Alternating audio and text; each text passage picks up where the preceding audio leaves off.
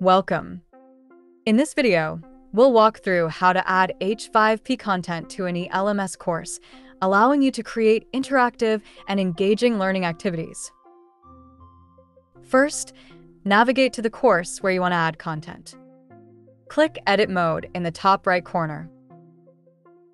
Then, select Add an activity or resource. Choose H5P and click to Add.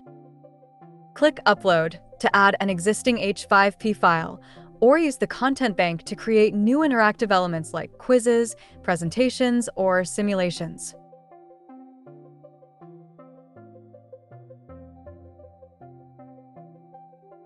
Configure display settings and save your content. That's it.